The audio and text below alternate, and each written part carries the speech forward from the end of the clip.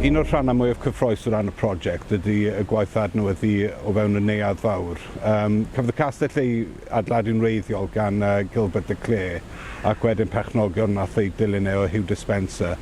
Felly oedd e'n neuadd ysblennydd iawn, un o'r neuadd fwyaf, y neuadd fwyaf siŵr fod ar y pryd ym Mhrydain. Felly mae'n gwaith pwysig iawn a da ni'n eitha cyffrous am hwnna.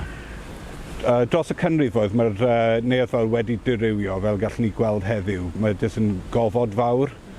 Be da ni'n gobeithio wneud wedi'r gwaith adeiladu ydy rhoi tapestri a gwaith pren newydd o gwmpas a paint ar y gwaith pren yna i wneud y ymddangos fel nath yn y 13th ganrif ar 10 pan adeiladu'r castell yn wreiddiol.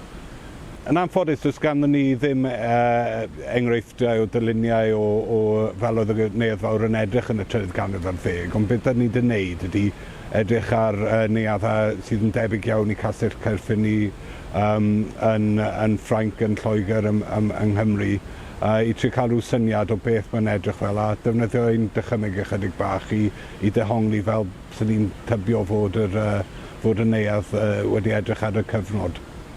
Un o'r pethau mwyaf cyffrous am y prosiect yw porth y dŵr o fewn y neuadd fawr, sef porth oedd yn arwain lawr i'r dŵr a oedd yn bosib i pobl ymwelwyr pwysig i ddod i'r castell trwy mynd ar cwch ar draws y dŵr a fyny'r grisiau i'r neuadd fawr.